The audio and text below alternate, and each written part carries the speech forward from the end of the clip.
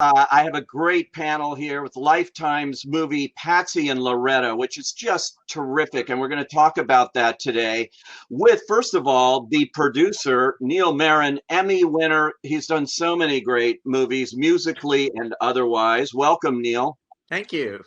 Thank you.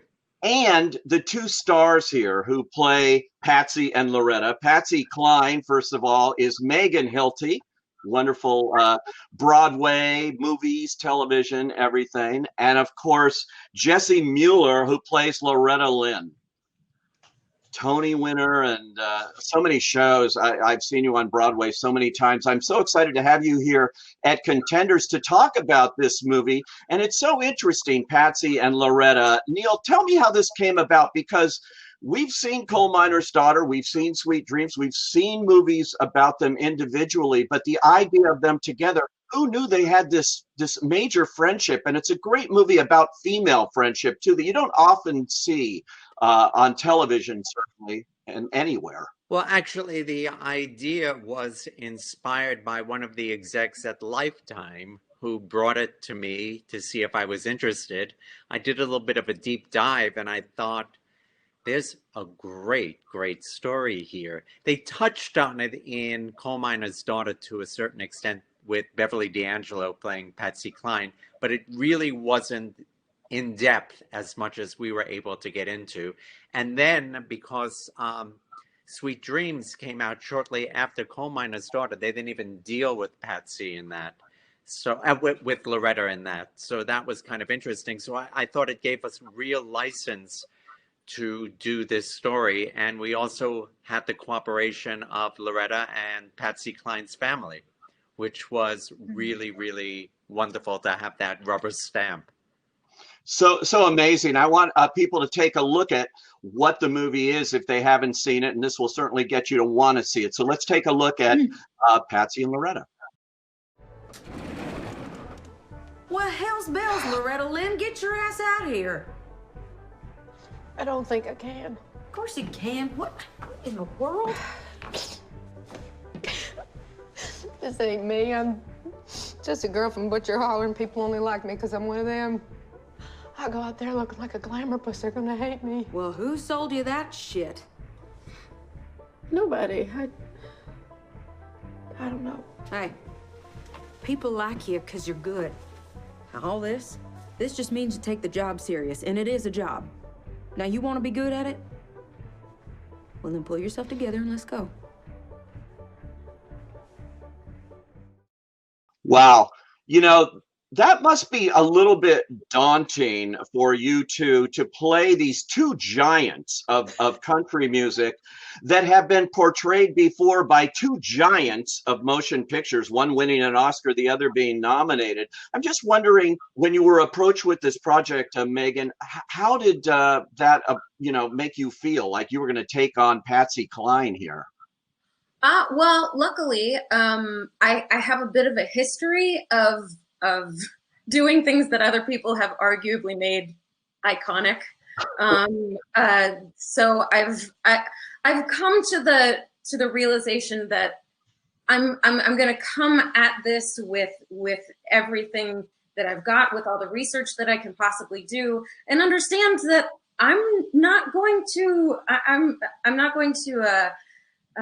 make everybody happy. You know, I'm not a mimic, but I can do all of the research that I can and do the best that I can with that. That being said, there's not a lot of footage of Patsy in her real life, like off stage, and it was very well documented that she had a very careful way of speaking when she was in public because she didn't want to give away her lack of education. So I knew that how she spoke to her friends offstage was going to be a guess, given all of the things that I read about her. So I actively did not watch any of the other portrayals of Patsy Cline because I knew that we were all guessing.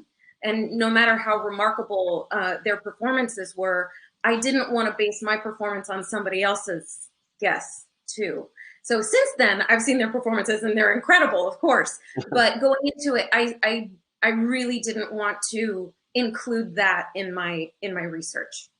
It's great. Oh, the one difference, another difference between Sweet Dreams, where Jessica Lange played her. Jessica Lange didn't do her own singing. You do, and brilliantly. And it's not an impression, but it's both of you.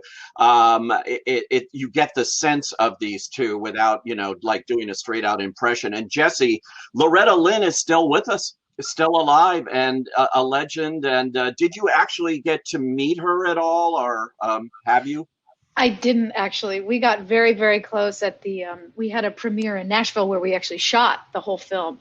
And we thought that was going to be the night she and her daughter Patsy were planning on coming, but it ended up at the last minute there. I can't remember what exactly went down, but they respectfully let us know that they weren't able to join us that evening.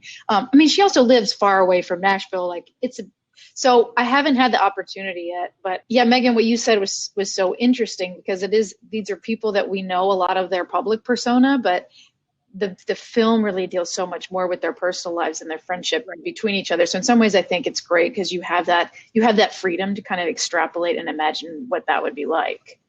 And you actually got to both perform at the Ryman Auditorium, so former home of the Grand Ole Opry. His producing skill got that freed up for you guys to go in there and do it. And no, actually, that wasn't me. That was Callie Khouri and her relationships in Nashville. Callie Khouri, of course, is the director of the film, and she, of course, did another great movie about female friendship, very different, Thelma and Louise, and created the series Nashville. So she'd been familiar with that too. And you also shot in Patsy Cline's actual home here, and the whole thing. I want to know, though, about female friendship and the support, because I mentioned it, but I mean, very few films really talk about that. And these two were there for each other in different ways through their whole lives together. Yeah, I reading the script, it was very personal to me because all of my best friends are incredibly successful female performers. And I don't know that I've ever seen that really portrayed in film. That I can think of right now, really, at least so well. I can only imagine that people think that audiences really want to see women at odds with each other, just because I see that so often. And so I was really struck by this script and how it promoted two women in show business really loving and supporting each other when you would think or kind of assume the opposite if you didn't know this world like me and Jessie and Neil do. And Neil, before we have to go, I see your Promises poster you there. I know you and your late great partner Craig Zadan had done so much musically and on Broadway and things. And just a brief word about getting these two really giants of musical theater and Broadway here together is a real treat, I think, for fans. That's where my heart really is, in the theater. And to have the opportunity to work with Megan again, and to meet and to work with Jessie, people that I've seen on stage and love their performances, and to have them in this film and have the notion that stage actors can't do other mediums just as well on stage as they can in other mediums, and just dispel that notion and display them as all around actors in any medium. That to me was really, really gratifying. So great. So great. Well, thank you all for joining us today at Contenders, and best of luck going forward. Can't wait to see you all back on the Broadway stage when it's back too. And this is a great movie, Patsy and Loretta.